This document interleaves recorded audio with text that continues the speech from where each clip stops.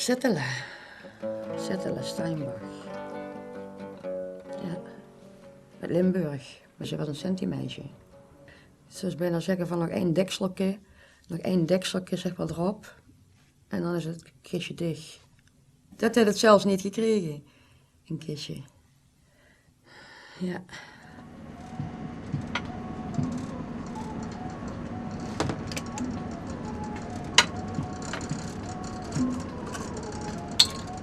Wil 1 zak of 2?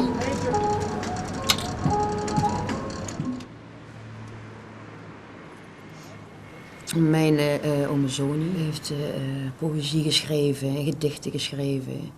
En uit al het leed, al de woorden, zeg maar, is er een lied ontstaan.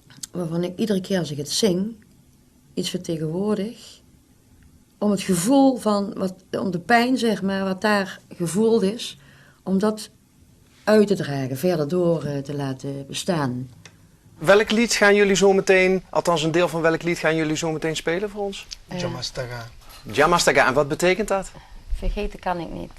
En dat heeft te maken natuurlijk ook met het verleden van de Sinti, van de Zigeuners? Het verleden van de familie, van mijn familie ook, ja. En wat er in de Holocaust is gebeurd. Wat er in de Holocaust is gebeurd, dat ze zeg maar, hun de eer toekennen. Oké. Laten we ervan uitgaan dat dit een onvergetelijk optreden wordt van moeder en zoon. Ik vraag graag uw aandacht voor Betje van Susteren en Wil Verliezen met Jamagusta.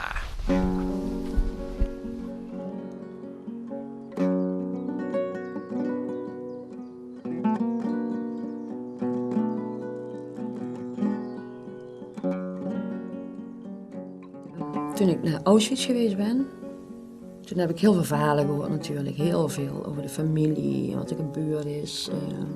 Toen vertelde iemand dat de vader van verdriet gestorven is, zeg maar. Puur van de verhalen wat er gebeurd is.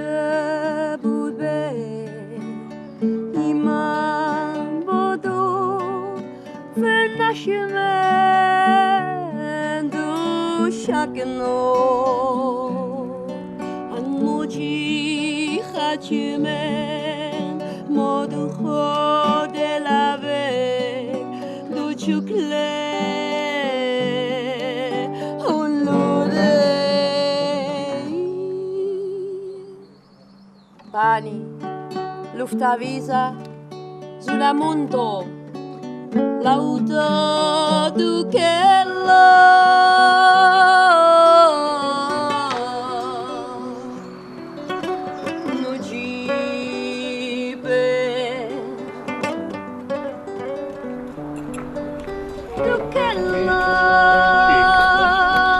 Hier stond de wagen, een stukje boven, dat stond even zo, met de deur door.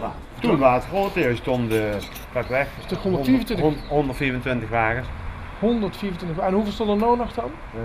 Weet ik niet, rond 20. Wauw, toen 104 minder. Ja. Dat waren een gigantische 124 Magentolet. Ja. Dat is het ergste, dat denk ik al. Maar wat is er nou met allemaal die mensen gebeurd? Ja, die hebben zich allemaal, ja, wat is er met gebeurd?